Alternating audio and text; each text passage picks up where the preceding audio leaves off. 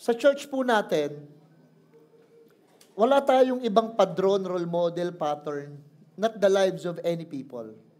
We can learn from people. Halimbawa, please, wag na wag pong gawin yung pattern yung buhay ko. Wag na wag.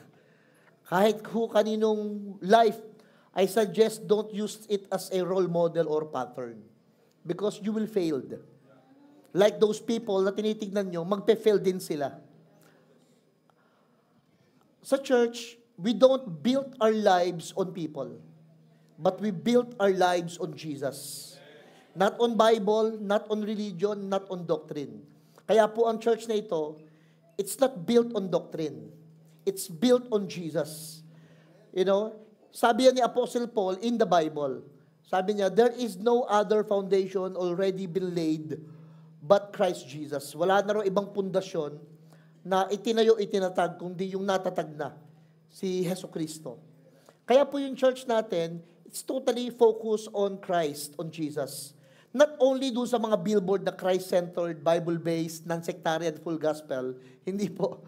But our church, we mean it. Pag sinabi kong si Kristo yung sentro, basis ng lahat ng pinanggagalingan ng turo, ng sample, ng role model, ng inspiration, totoo po yun. Siya yung cause, reason. Yun din naman ang sabi ni Apostle Paul in the Bible, na in Him all things consist, in Him all things were created, and in Him everything thou holds together. You know, and kay Kristo yon. Kaya ngayon I will talk about two things, commitment and compassion. I don't want you to look for any person na committed at saka compassionate. Dahil yung commitment at saka compassion, wala pong ibang pwedeng pinaka-perfect example niyan kundi si Jesus. Siya yung nag-commit, kaya tayo nagko-commit ngayon.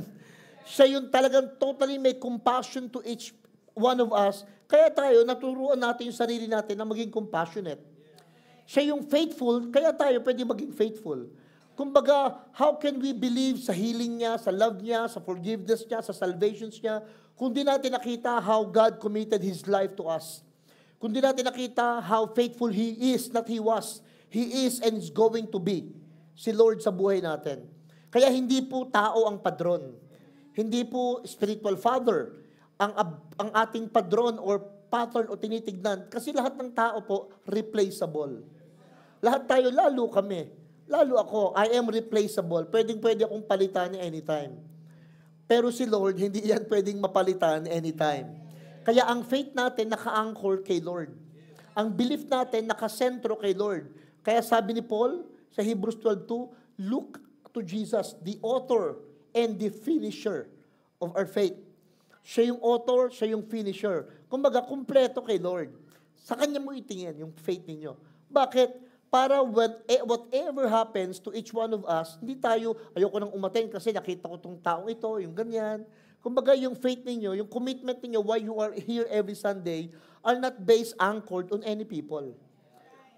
Kumbaga, nung sabihin ni Lord, ako ang daan, ibig sabihin, yung mga taong natutumba, hindi nakatingin sa daan. Kaya ka natumba, kaya ka na-offend, kaya ka nasubsod, o nasubsub ka, kasi nga, hindi ka nakatingin sa daan. Hindi ka nakatingin kay Jesus. Si Jesus kasi yung daan. So, every eyes of faith look to Jesus. Amen? Para kahit sino magkamali, sino magkulang o makasakit sa inyo, hindi kayo titigil. Kasi nagsaserve kayo, hindi naman sa tao. Umaatin kayo, hindi naman sa tao. Umaatin kayo dahil kay Lord. Sabi mo sa katabi mo, hindi dahil sa'yo. Not because of anyone. Not because of anyone. Kaya kayo nandito dahil kay Lord. Amen? Siya yung ating anchor. Ang maganda nga, alam nyo, yung pag nakakita kayo ng bangka, minsan pag nasa gitna yan ng laot, kaya hindi yan nasisiklot ng hangin o ng alon, hinahagis tong bangkero yung malaki niyang angkla. Tapos ikinakapit sa may matibay na bato, hindi sa buhangin. Para yung bato na yun, mababanat yung lubid, yung bangka nasa ibabaw lang. Ang nakakatuwa ito, si Jesus na yung angkla, si Jesus pa yung bato. Tapos si Jesus pa yung kapitan ng barko. Paano tayo mauuga? Paano tayong masatanggal, masisiklot ng lahat ng hangin ang problema ng buhay? Kung si Jesus lahat yon. Amen? I want to talk about two things na right now, very real, siguro. Trying to be. Siguro makalapit man lang ng konti sa commitment ng Panginoon. But at least, something that I have learned in life. Hindi pa pogian, hindi pa talinuhan, hindi pa galingan, hindi paramihan. I think what makes the difference is commitment and compassion. Siguro, isang bagay ito na magandang nasain natin lahat, i-desire natin itong dalawang salitang ito. Sabihin nyo nga po, commitment, compassion. Explain ko yan ng mabilis lang. Ang magiging kalabang matindi ng commitment, alam nyo kung ano? Emotions. Ang matinding magiging kalaban ng compassions, fear. Fear. Kaya ang topic natin, tinitilang ko siyang stronger than emotions, greater than fears. Stronger than emotions, greater than fears. Marami pong tao ngayon emotional. Why? Kasi binigyan tayo ni Lord ng emosyon para regalo yan eh. Maraming tao ngayon takot. Binigyan din kasi sa atin yan ni Lord yung takot. Pero may sense yung takot na binigay sa atin ng Panginoon. Okay lang bang matakot sa talim ng kutsilyo pag hahawakan? Yes. Okay lang bang matakot sa init ng apoy? Yes. Okay lang bang matakot sa taas ng mga gusali pag mahulog ka? Yes. Normal yun na bagay na yan. Ang hindi normal na takot, yung spirito. Spirit of fear. Yung natatakot ka sa wala. Pero yung pakiramdam ng takot, feelings of fear, feeling to be afraid, okay lang ho yun. Kaya pag natatakot, wag nyo kagad sasabihin, wag kang matakot. Hindi sabihin nyo, lagyan mo ng sense yung takot mo. Ba't natatakot ka sa hanger na gumagalaw, hinahangin lang? Ba't ka natatakot sa pinto o sa amoy, parang amoy kandila? Baka meron nagsisigatang sa gilid-gilid dyan. So, lagyan nyo lang ng sense. Hindi ho masamang matakot. Masama yung matatakutin nang wala namang dahilan. Yung matakot sa ipis, masama ba? Sample, gusto nyo maglabas ako ng ipis dito? Masama bang matakot sa ipis, sa daga? Siyempre, hindi naman masama. Pero okay lang ba? Natural, okay lang matakot. Okay lang matakot sa daga, okay lang matakot sa ipis. Kasi nga, may something in your mind, in your brain, na para bang nakakadiri. Kaya okay lang yon. Pero hindi yan yung mga takot na tinatalakay natin mamaya. Hindi yan yung mga fears that set people in bondage. Yung bang ayaw mo nang mag-apply ng trabaho, ayaw mo nang lumabas ng bahay, ayaw mo nang ganito, ng mga ganyan, kasi may kinatatakot kang mangyayaring masama sa'yo, that's not the kind of fear that I'm talking about. Commitment must be stronger than your emotions. Compassion must be greater than your fears. Bakit gaano ka-importante itong dalawang ito? Nakita ko yung dalawang karakteristik ho na yan kay Jesus Christ. Tingnan niyo to. Nung time na haharap na siya sa krus, sobra ho ito Dahil alam niya, na-picture niya siya because He is God inside of a man, yung thoughts of God, prophetic view, or eye view of what will happen, nakita ni Lord yung mangyayari sa kanya. Kaya alam niya yung hirap, sakit ng pagdadaanan niya. Lalo yung crucifixion. Alam niyo, yung excruciating na salita, coming doon, yung cross, coming from the word crucifixion. Ibig sabihin, a severe pain cannot describe by any words or statement. Kaya nag-come up sila yung excruciating pain. Coming yun sa crucifixion na salita. Naisip po ni Lord yan. Tingnan yung sabi niya nung time na nagdadasal siya. Kaya pag nagdadasal kayo, nang natatakot kayo, nasasaktan kayo, gustong-gusto yun ng Diyos. Yung iba nagdadasal na nga lang, nagpapanggap pa na okay siya. Pagka kayo nagdadasal, kahit hindi mahabang salita, malalalim. Baka pag nagdasal kayo, alalaong baga, datapot manapay. Yung asob, nilalaliman nyo pa, wala naman nakikinig kundi ang Diyos. Maging totoo ka. Sabi mo sa katabi mo, maging totoo ka lang. Mas gusto ng Diyos yung totoo kaysa magaling mag-pray. Marami pong mahabang magdasal, hindi mabait. Marami namang malalalim magdasal, pero mababaw ang isip. Actually, hindi niya, ayaw niyo sabihin yung literal niyang nararamdaman. Nung si Lord nag-pray, alam niya yung dadanasin niya. Tingnan niyo yung prayer niya, 22 verse 42 ng Luke. Father, tinatawag niya yung ama niya. Ama, baka pwede po, if you are willing, take this cup from me. Alam niyo yung cup na sinasabi diyan, cup of suffering. Baka pwedeng wag kong danasin yung babaltakin yung balbas ko, lalatiguhin ako ng labas-labas na yung buto ko, kukurunahan ako ng tinik, papakuan ako sa kamay at paa, iiwanan ako ng mga tao, duduran ako sa muka, at kung ano-ano pa, pag susugal ang damit ko, lalagay ako sa kahihiyan ng hubad, at kung ano-ano pa, baka pwedeng wag kong danasin lahat ng yon. So natatakot yung isip niya. Dahil alam niya if it is okay, if you are willing, take this cup from me. And then, siguro for a while, biglang naisip niya, tayo. Naisip niya yung maririnig na kwento. Naisip niya yung pagtubos niya sa sangkatauhan. Naisip niya yung bayang Israel. Naisip niya yung mga tao. Naisip niya yung mga magulang niya. And then suddenly, when he started to think of other people, biglang nagsalita si Lord. But Lord, Father, not my will, but yours be done. Wag yung gusto ko mangyari. Kahit nakakatakot ito, kahit napakasakit nito, I will commit myself to the cross. Nag-commit si Lord. Kaya nung magsalita, after nung prayer na yon, it's a seal. It's a done deal na parang sinabi niya ito. Kahit anong mangyari, haharapin ko na tong krus na ito.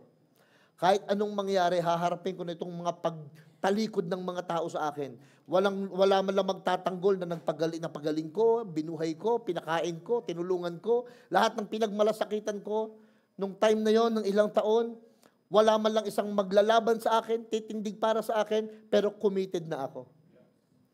Committed na ako, ready na ako for this. And then, he went to the cross with a joy in his heart na I am committed, sabi ni Lord. Tingnan niyo naman yung side ng compassion. Mark 6:34. Pagtingin ni Lord, ang daming tao. Kasi nakasakay siya sa bangka nito eh. So when Jesus landed, nakita niya, large crowd, thousands of people. Alam niyo kung ano naramdaman niya? Compassion. Habag. Habag. He had compassion on them. Why? Nung tingnan niya yung mga tao, siguro nakipipicture niya isa-isa, individually, that lives that they've been through. Yung mga hirap ng buhay na dinaranas ng mga taong ito, sa pera, sa pagkain, sa relihiyon, sa depresyon, sa relasyon, sa kalusugan, sa karamdaman, naramdaman ni Lord lahat itong mga bigat na ito. And then sabi niya, He had compassion on them because they were like sheep without a shepherd. Kaya ang ginawa niya, nagsimula siyang magturo. Anong tinuro niya? Tinuro niya lahat ng totoong nagpapalaya, totoong nagpapagaang, totoong nagpapahaba ng buhay. Lahat ng mga katotohanan tinuro niya, kaya sabi niya, I am the truth. Tinuro niya kung ano yung totoong life. Tinuro niya kung ano yung totoong love. Tinuro niya kung ano yung totoong God. Totoong nakakatuwa, nakakagaang, nakaka-please, nakakapagligtas. He tried to teach all this. Kaya pansin niyo kung minsan, ang compassion is when you try to tell to people kung ano yung tama, kung ano yung mas makakagaang sa kanya. Compassion na yun. Wala ka pang binibigay, ha? Wala ka pang binibigay ng bawat anything like that. So let's start with commitment. Yung commitment daw dapat mas malakas sa nararamdaman natin. Kaya nga alam nyo kung anong pinakabawal sa Kristiyano, tampuhin. Sabi mo nga sa katabi mo, hindi sa'yo bagay magtampo. Kasi pag nagtatampo kayo, maraming nagsa-shutdown. Pag nagtatampo kayo, yung reasons mo hindi na gumagana. Pag nagtatampo kayo, lahat na ng sinisisi mo. Pag nagtatampo kayo, lahat nararamdaman mo. Pag nagtatampo kayo, very sensitive ka. Pag nagtatampo ka, sa totoo lang, palitan natin tampo. Pag tinotopa kayo, nagiging makitid ka eh. Hindi committed eh, committed. Yung utak natin, yung mga damdamin natin. Pero pag naging stronger yung commitment mo, from whatever you feel, tandaan nyo, nakakapag-move on tayo. Kahit nasasaktan kayo, nagtutuloy ka pa rin. Kahit nahihirapan ka na, nagtitiwala ka pa rin. Kahit napilit na parang nararamdaman mo ng hirap-hirap, ang sakit-sakit, hindi ka tumitigil. Why? That is commitment. Amen. Commitment is staying faithful even when emotions are unstable. Kahit unstable yung emotions mo, hindi ka sure kung ano mangyayari, kakalabasan. Pero papangatawanan mo kasi committed ka eh. Committed ka sa anak mo. Committed ka sa mga mahal mo sa buhay. That's why whatever happens, You will stay. Whatever happens sa service, you will show up. Yung iba umulan, tama nga sabi ng Bible, kayo ang asin, umulan ng konti, nabasa na. Natunaw na, hindi na umaten. Pero yung commitment, alam nyo, kahit hinahatak mo na yung paa mo na parang walang lakas, binibitbit mo eh. Ang commitment, kahit pugot na yung ulo mo, binibitbit mo yung ulo mo, papadala mo lang ng church para makapakinig ka lang, mapalakas ka eh. Alam nyo kung ano nakakatuwa? Yung mga taong nahihirapan na nga, pero pinipilit para lang lumakas. Kesa yung mga taong hindi naman ganun talaga sa kahirap at kahina, pero nagiging dahilan lahat yon para sabihin, tsaka na lang. Alam nyo kung ano nawala doon? Commitment. Si Jesus doon sa Gethsemane, pinakita niya na emotions were real. Kaya hindi ko ini-invalidate lahat ng nararamdaman nyo. Pag tinatamad kayo, pag nahihirapan kayo, nagugulumihanan, naguguluhan, nasasaktan, totoo naman lahat yan. We don't want to invalidate that feelings. We don't want to set aside or baliwalain lang na pastor, hindi kasi ikaw ang nagtatrabaho. Of course, hindi naman talaga ako nagtatrabaho, ikaw yan eh. Hindi naman kasi ako maaaring nakakaramdam ng nararamdaman ninyo sa isip o sa physical body. Totoo naman yun, ikaw yan. Kaya nga, si Jesus sinabi lahat yan eh. Nagutom siya, nauhaw siya, nasaktan siya. So it means, He's telling to us na He understood. It's real. Emotions were real. Kaya lang gusto ko malaman nyo, that commitment is greater. Totoo yung emotions, totoo yung mahirap, totoo yung masakit. But commitment are greater than all those feelings. Kailangan mas kaya ang pag-ibig kapag halimbawa naging emotional lang, pag wala ka nang naramdaman, puputulin mo na eh. Pero kahit wala na kayong mararamdaman, kahit wala na kayong yung kilig moments, dahil committed ka, you have to stay. You have to commit yourself. Don't break a family. Why? Because you're committed. You're committed. And it's very important. Sa 22:42, yung binasa ko kanina, na si Jesus daw nagsalita, Lord, if you are willing, alam niyo kung anong totoong naramdaman niya? Sorrow. Jesus felt the sorrow. Kaya lang, yung commitment niya to his dad, to his God, prevail. Pwede palang magsabay yun, yes. Na habang sorrowful ka, you're still full of commitment. Pwede pala yun, yes. Na habang hurting ka, you are leading. Parang you are leading while you're bleeding. Parang you are actually dedicating even you are hurting. Alam mo, ino-offer mo sila, pinapalakas mo sila, pero ikaw, mamatay-matay na sa loob. Yung bang may binubuhay kang mga tao, pero ikaw dying inside. Yung bang meron kang hinihil na mga hearts, pero ikaw hurting inside. It always happened to those people that are committed. The show must go on. Kala nyo ba tumayo ako sa pulpit na palaging okay? Hindi po. I'm always not okay. Yung asawa ko nandyan. Alam niya yan. Alam niya that I'm not always okay. May mga moment, may mga Sunday na talagang actually we're not okay. And I'm not okay.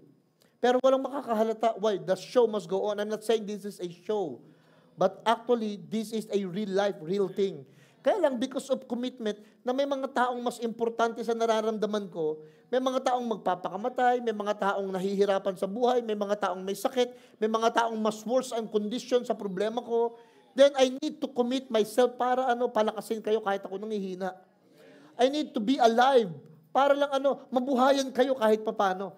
Even if despite of ako din mismo, nanghihina na. Kaya lang commitment kasi yun eh. For many years. If you pastor a church, if you lead a group of people, tapos naging masyadong personal na sa iyo ang lahat, naging masyado ng malalim sa iyo ang relasyon, damdamin, buhay ng mga tao, and then you will understand na na kailangan mo talagang magtuloy-tuloy. You have to commit. And look at this. Jesus did not act based on feelings, but based on obedience. Kaya sa totoo lang, ang obedience hindi based on feelings. Minsan, kailangan mong mag-obey kahit hindi mo feel. Pagka mag-o-obey lang kayo kasi feel mo, hindi yun obedience. Hindi yun obedience. Request granted yun kasi na-feel mo na okay sa'yo. But obedience even if you don't feel it. Kahit di mo nararamdaman, Kayong mga anak, minsan din you feel na sumunod sa mga magulang, pero you have to obey kahit hindi mo feel. Kailangan magsabit sa mga magulang ninyo. Kahit hindi mo siya feel. Why? Because obedience is not based on feelings. Jesus did not go to the cross because He felt good. Alam niyo ba yun? Actually, He felt bad. He felt sad. It doesn't felt good when He went to the cross. Kaya lang, He was committed. Because He was committed, talagang pupuntahan niya talaga yan. Gagawin niya pa rin talaga kahit hindi niya nararamdamang okay siya. Siguro nung time na yon, lahat yata ng tampo sa utak niya nandun. Lahat ng klase ng feelings ng rejections, isolations, abandon, betrayal, neglected, rejected, all of these kind of things, severely inaatake si Lord emotionally. Kaya nga lahat ng sinasabi niya na, Lord, bakit mo ko pinabayaan ng ganito? Pababawin niyo yon, hindi yung ama, ba't mo ko pinabayaan? Palalimin niyo pa, anong ginawa mo, Dad? Ba't mo ko pinababayaan ng, and you know what? That's real. Hindi yung pinepeke niya sarili niya. Baka kala niya nung sinasabi ni Lord yun sa Diyos, sa tatay niya, pinepeke niya yung sarili niya para show. Para may magandang lyrics or script. No, it's real actually. One time, I'll talk to you about all those 7 last words in a different perspective. Not as a God, but a 100% pure human to His dad. Makita niyo how hurtful it was for Jesus. Nung time na sinasabi niya, bakit mo pinabayaan ng... Akala niya kasi liligtas talaga siya. Dahil di naman plano talaga siya eh. Ang nangyayari talaga, pinapatay talaga siya nitong mga religious people na ito. Thinking that the Lord will save him from that. Pero papatayin talaga siya nitong mga taong ito. Kaya yung salita niya na ganun, Lord, bakit? Pero at the back of the mind of God, bubuhayin siya after 3 days. Amen? But look, it's hurting, di ba? Pagka halimbawa yung taong pinakamamahal mo, tinalikuran ka. It's hurting yung mga taong ililigtas mo, pinakain mo, binigyan mo ng buhay. Pagkatapos, wala man lang sumipot, hindi man lang nag-show up para ipagtanggol siya. It's hurting. Pero alam niya, sandali lang yun. Alam niya, matatapos din yung nararamdaman niya. Pero yung susunod na mangyayari doon, much greater than whatever he feels. May sabihin ko sa inyo, lahat po ng nararamdaman ninyo ngayon, temporary lang. Ulitin ko, emotions are temporary. Commitment is steady. Yung nararamdaman nyo ngayon, halimbawa, alam nyo may nakita akong tao, ngayon na-realize ko, palagay ko meron siyang bipolar. Meron siyang ganong klase. Kasi may mga moment na very on fire siya talaga. On fire, biglang after a while, biglang wala na. Wala na. Tapos siya magkalipas sa mga ilang buwan, susulpot na naman niya, on fire. Abangan mo yan, pero mawawala na naman. Na-realize ko, dalawa pala yan. Either it's a mental illness or it's a bad character of the person. May mental illness siya or talagang di mo maaasahan yung taong yan. That's ugali niya. Kaya pag mga ganon, hanggat maaari, huwag niyo masyadong asahan kasi masasaktan ka lang. Kung nandyan siya, praise the Lord. Kung wala siya, praise the Lord pa rin. Pag nandyan siya, use Him before we lose Him. Kasi sooner or later, He will leave you. Kaya wag mong asahan yung mga ganyan tao. Kaya ako sinasanay yung mga sarili ko sa ganun eh. Dahil alam kong may mga nakikita ko sa future, may nakikita kong hindi ko talaga makikitang magtatagal.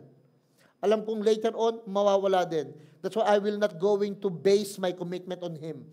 Ilalagay ko to other people.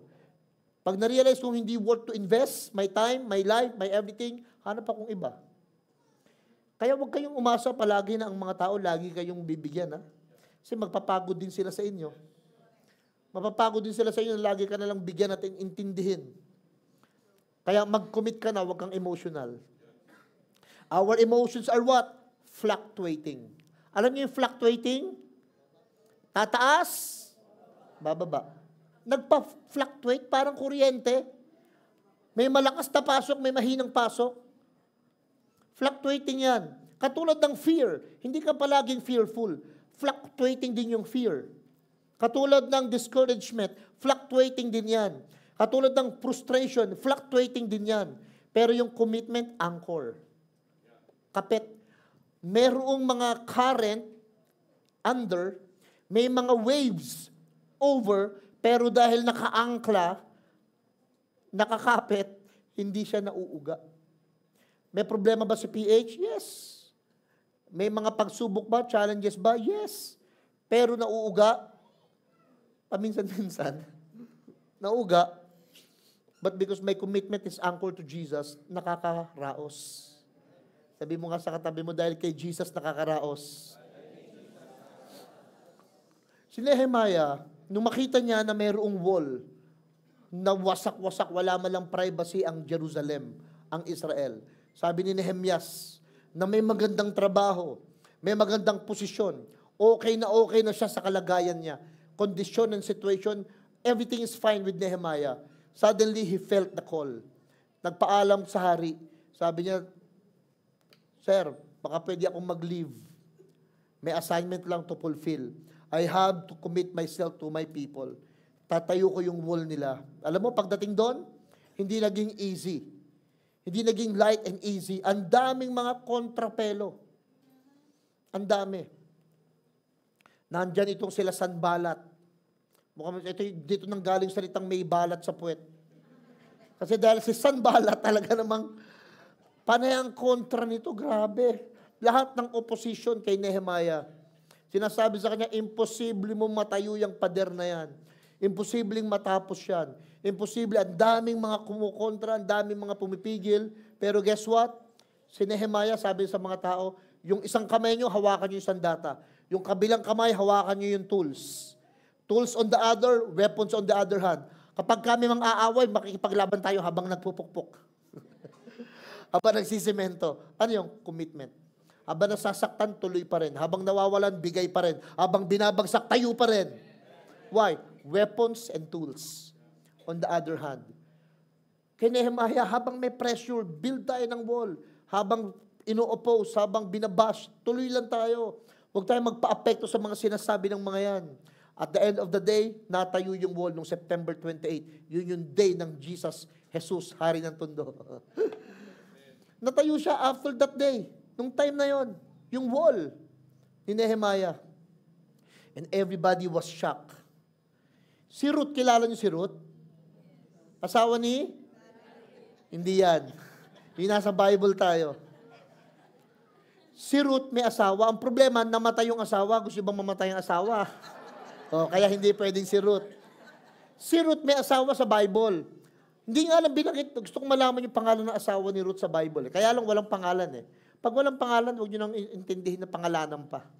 Yung iba kasi pinapangalanan pa, parang sa Bible. May 3 haring nagsidala. Una, hindi naman 3. Pinangalanan pa. Si Gaspar, Melchor, Baltasar.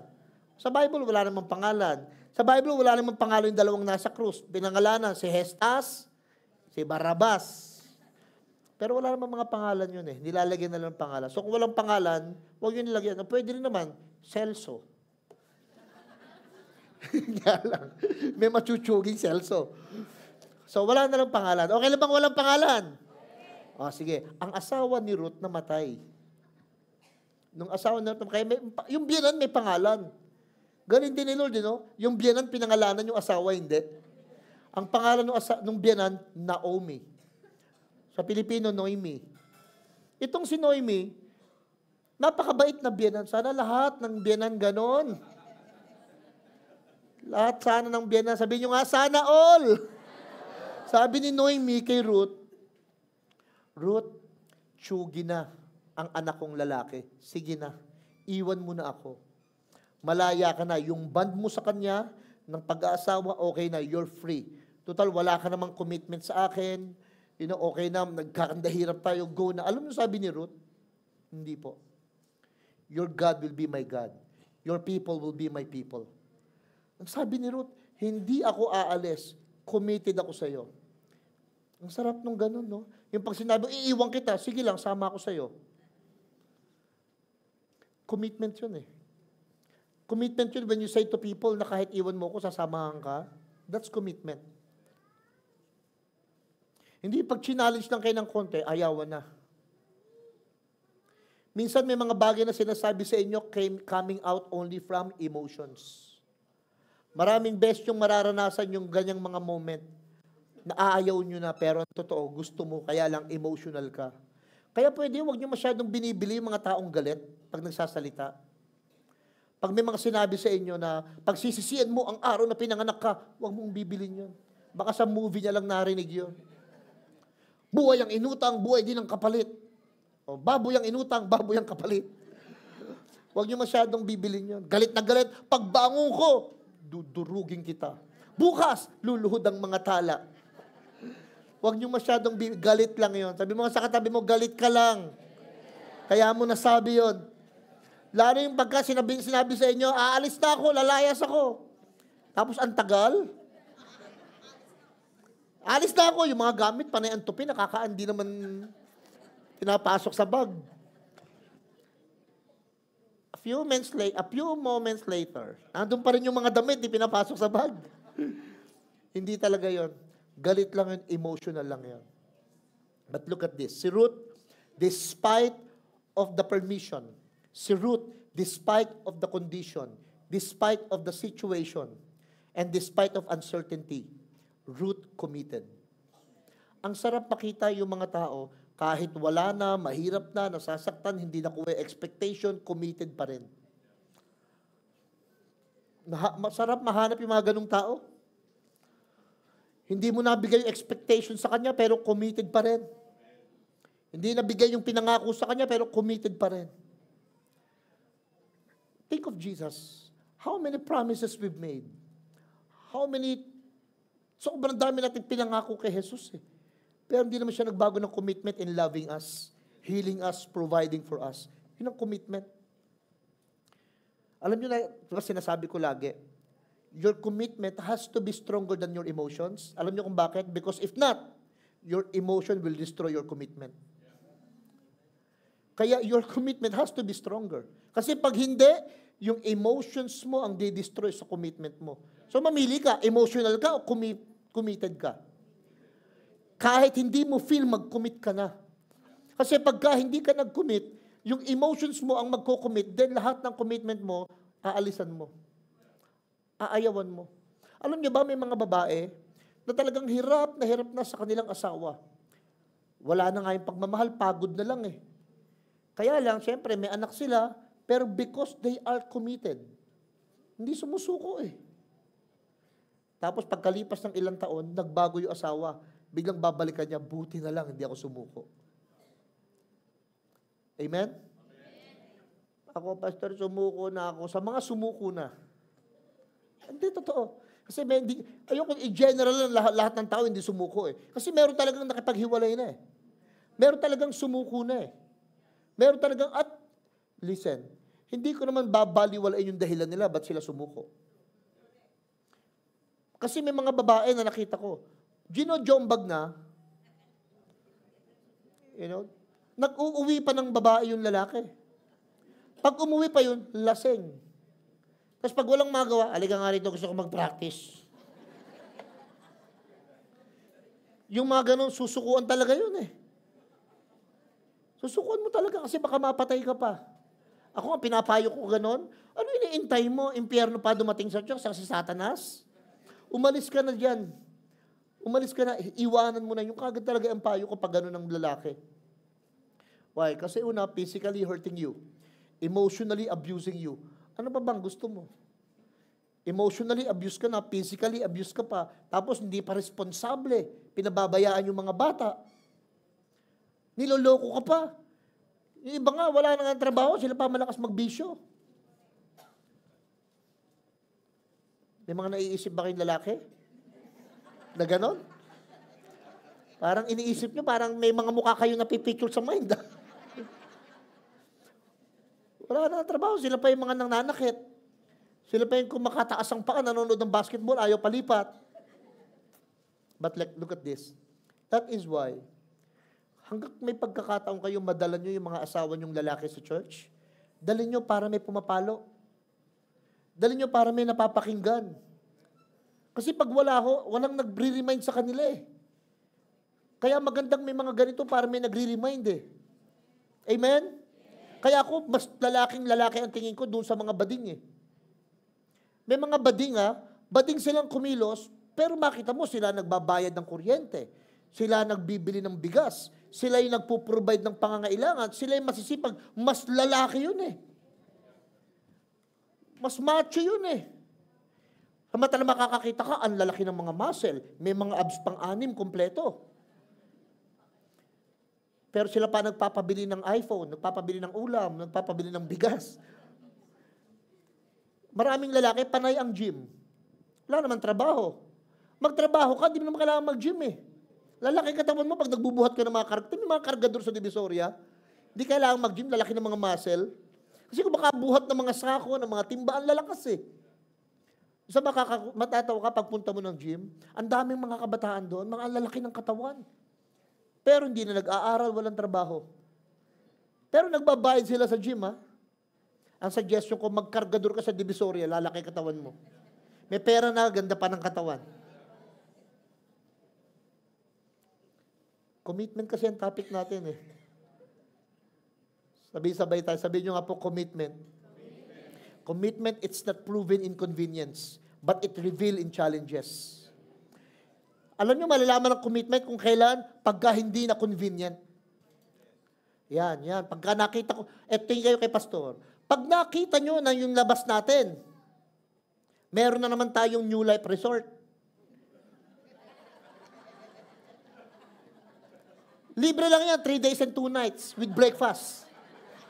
Pag nakita nyo, tignan ko, alam nyo, doon naman ako sabik na sabik. Doon ako maaga sa church. Why? Para makita ko, sino yung mga magsisimba pa rin. Commitment yun eh. Alam nyo kung ano gusto ko? Pagka yung mga kabataan, puyat na puyat, nabalitaan ko. Puyat na puyat, mga alas 4 ng madaling araw, inaabangan ko yan. Tignan ko nga bukas sa Sunday, kung sino yung mga nandyan. Ako din naman pagod eh. Galing kami ni Charlita sa Lipa, Batangas, sa team building. Pero alas 3 ng madaling araw, gising yung pastor nyo. Alas 6:45, nandito yung pastor nyo. Why? Commitment. Commitment. Walang pagod-pagod. Dahil yung kay Jesus. Hallelujah. But again, commitment. Mahalaga po kasi sumusulpot kayo. Mahalaga kasi nagsushow up kayo. Kasi minsan ang magi-stand out yung magsushow up eh. Minsan di ka magaling pero sino yung laging dumadating, yun talaga yung mas magaling. Maraming may ability, hindi available eh. Maraming may mga talent and giftings pero pag kailangan mo, wala, nga. Magagaling mag-suggest pero pag kailangan mo na siya, wala. Dami namin kilalang ganun eh. Magsasalita, mag-ano, pero pag halimbawa yung andyan na, lalo, minsan marami sa inyo magpaplano pero pagkabayaran na, nawawalang bigla eh. Ito matindi. Magkakainan, nandun. Mag-swimming, nandun. Pero pagka may mga gagawin na, wala. Wala. Di dadating. Maganda ganito. United we eat, divided we pay. Pagkasama-sama kayo nagkainan, hati-hati kayo sa bayaran. Yung iba, sama-samang kainan, kanya-kanyang uwian. Wala patak-patak dapat. Patak-patak, patay na si lagi, si Manlibre, patay na yun. Huwag kayong palaging palibre ng palibre. Feelings are fleeting, but commitment builds foundations. Alam niyo yung feelings, nawawala kasi yan. Pero ang nagpapalalim sa relasyon, alam niyo kung ano? Commitment. Alam niyo ba't matibay ang church na ito? Kasi, mga tao nagko-commit eh. May mga nauulanan sa labas, naaarawan sa init ng araw, mga walang bayad ho yun. Yung mga tao dito, sa 300 mga volunteer, mga walang bayad dyan.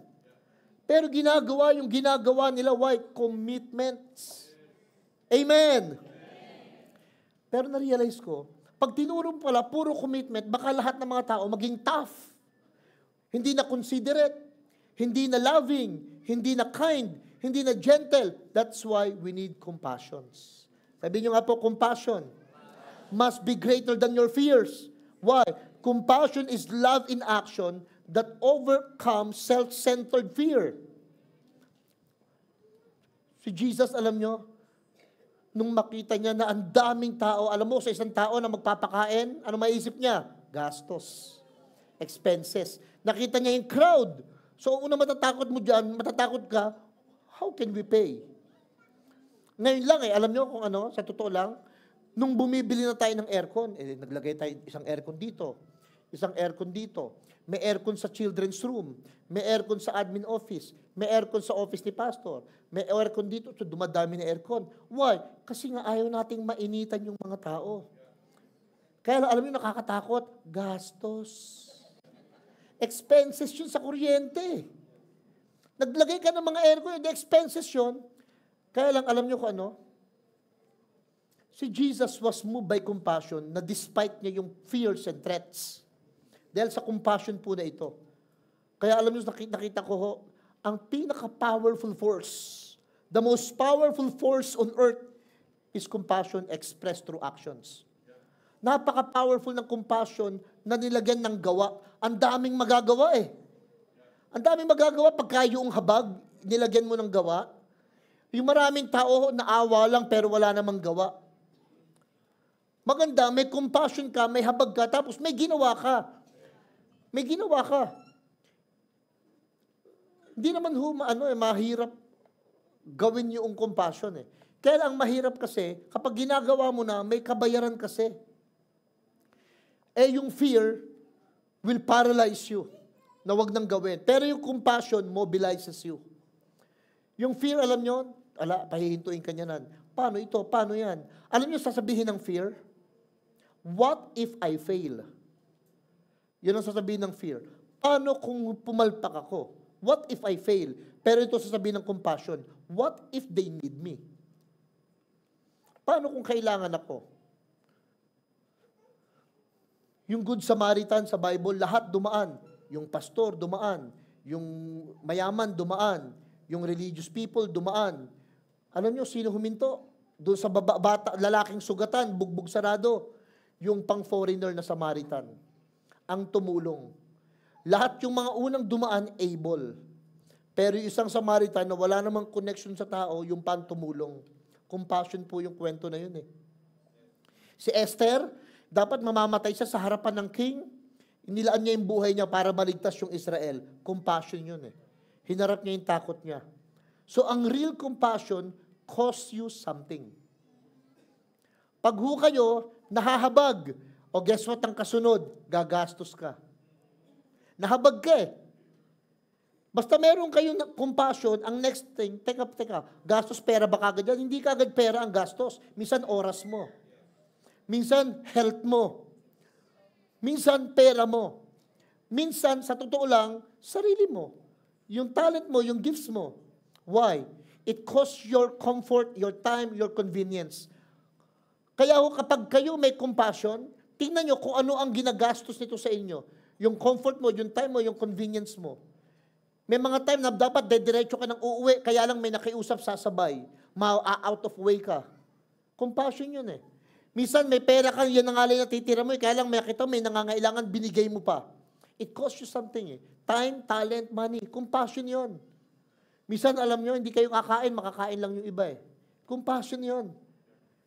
Yung fear, alam nyo, sasabihin sa'yo, stay away. Yung compassion, sasabihin sa'yo, step in.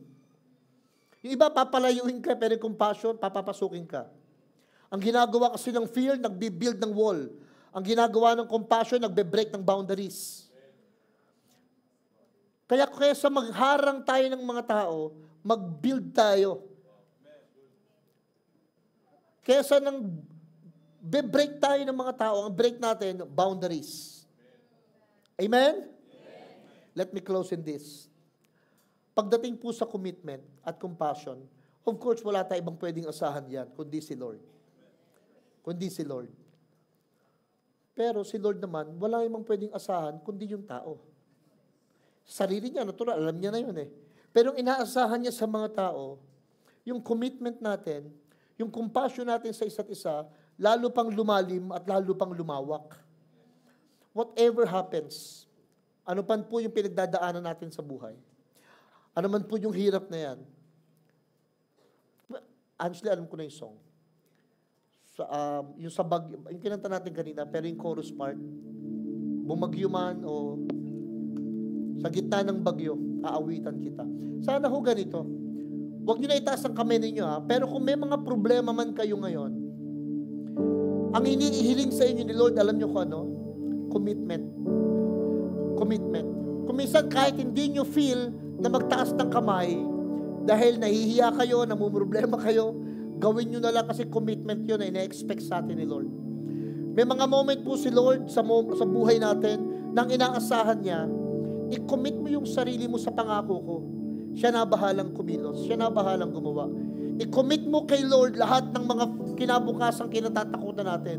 Siya na bahala. May mga anak kayo, nag-iisip kayo paano siya yung future niya, paano lalaki o kayo ng mga bata pa, paano yung future nyo, paano yung kinabukasan ninyo. Alam nyo, i-commit nyo lang yung sarili nyo kay Lord, siya nang bahala. Yung commitment ni Lord sa inyo, ibang klase. He's so committed with you that no matter what, He will accept you. He will forgive you. He will understand. And He will always be with us.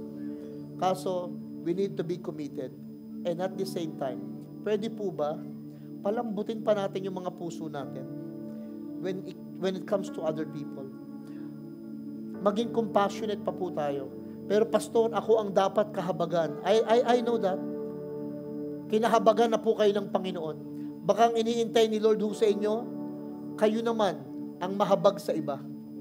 Baka ang iniintay ni Lord sa inyo ngayon, kayo naman po yung makaramdam ng compassion. Kung nakakatanggap kayo ng bigas, may sabihin ako sa inyo, why don't you one time, kayo naman ang magbigay ng bigas sa iba? Sabi mo sa kanya, may natatanggap ako sa New Life eh. Pero alam mo, as part of commitment and compassion, I wanna bless you. Atin ka, sama ka sa akin, sa yung makukuha ko sa iyo na lang. Baka next time, hindi lang bigas ang matatanggap mo from the Lord. Much better than that. Why? Compassion. Compassion. Yung kayo naman ang mambless. Kayo naman ang magsabing, dito ka umupo. Ikaw naman ang tingnan niyo yung mga taong nakapalibot sa inyo, yung mga nakatayo. Natutuwa nga ako dito kaysa nanay ni Cindy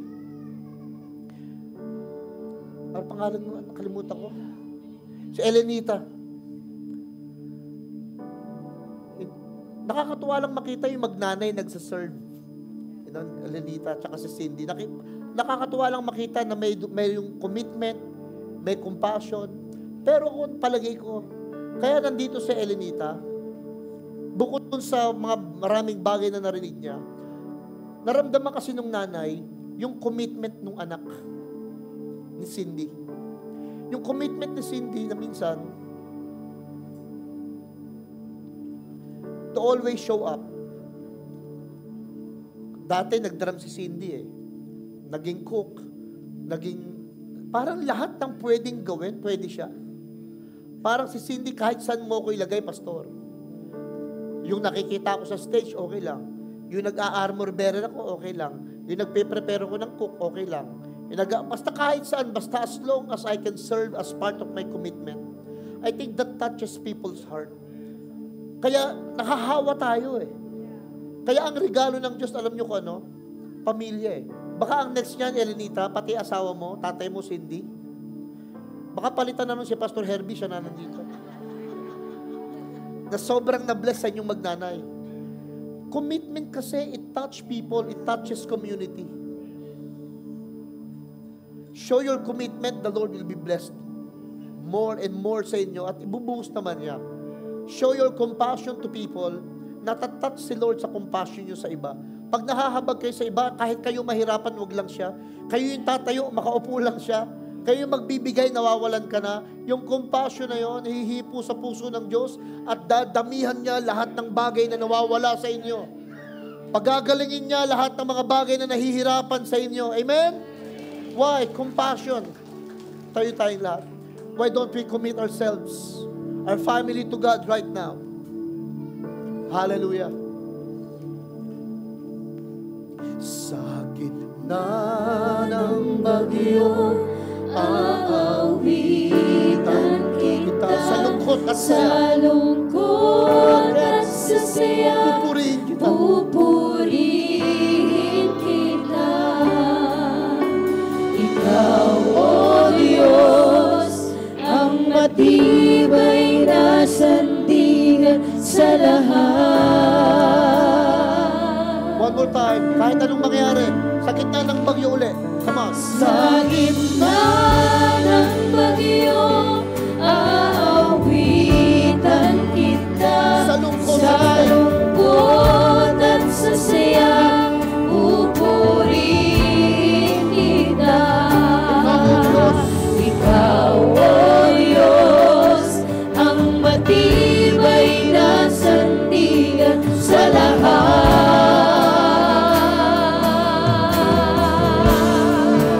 maglaho man. Maglaho man ang langit at lupa, mananatili ang iyong Mga salita. mga salita. Ikaw, O Diyos, ang matibay na sandigan sa lahat.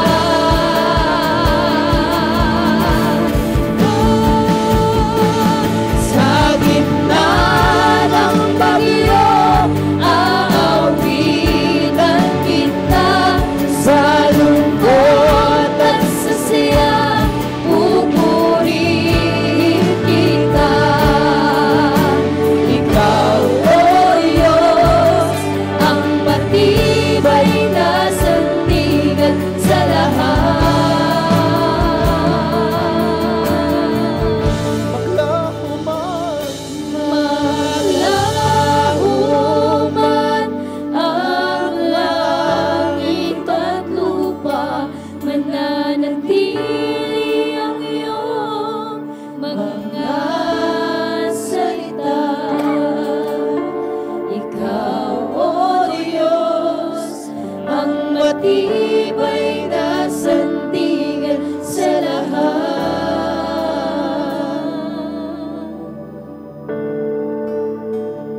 Hallelujah. Every head bow and eyes closed.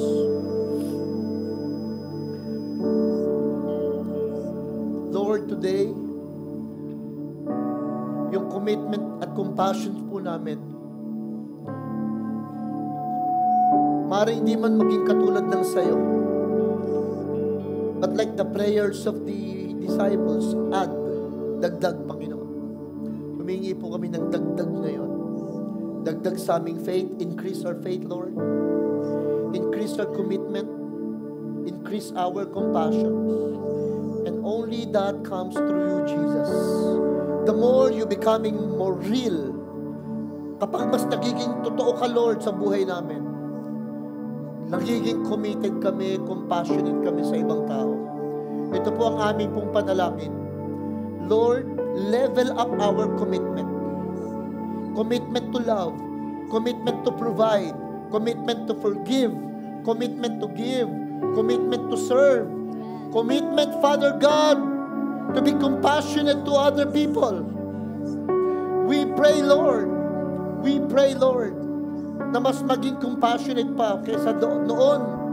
Kung dati nahahabag kami, pero ngayon, Lord, mas lalo kami, Panginoon, magiging compassionate sa tao.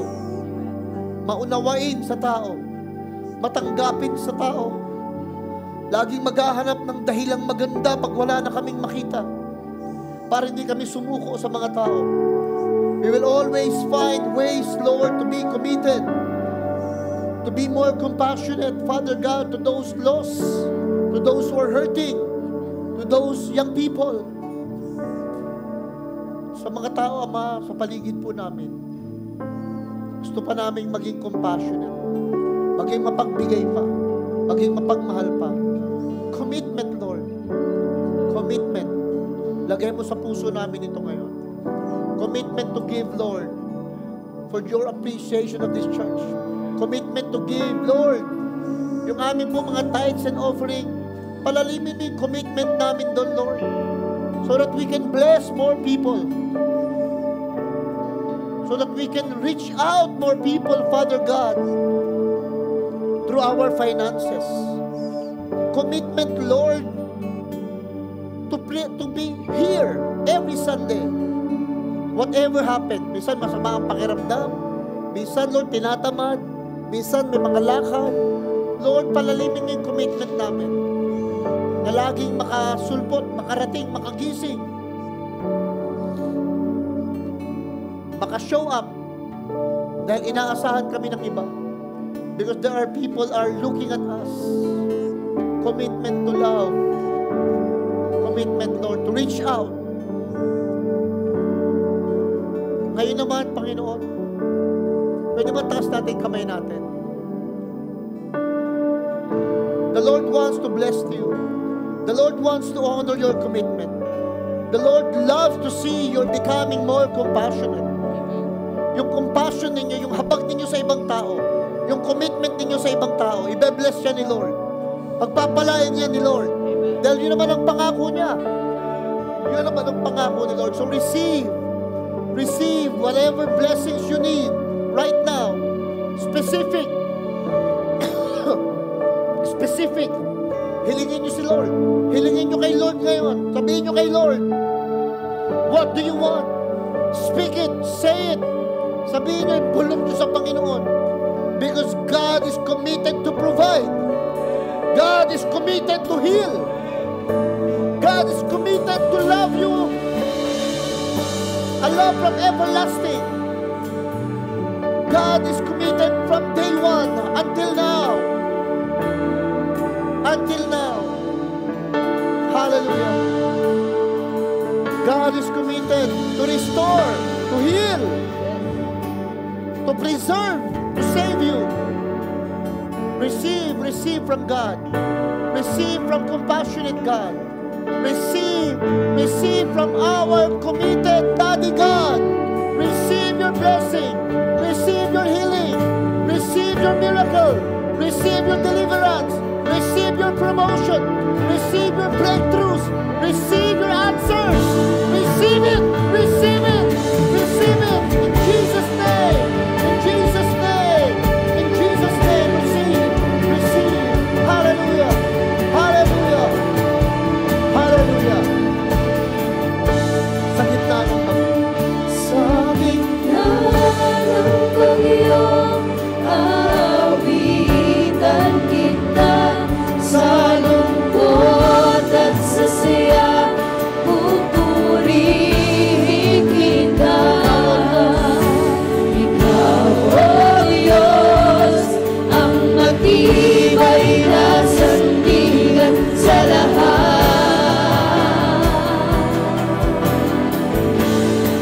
maglaho man ang lahat. Maglaho man ang langit at lupa, mananatili ang iyong mga salita. Ikaw, O Diyos, ang matibay na sandigan sa lahat.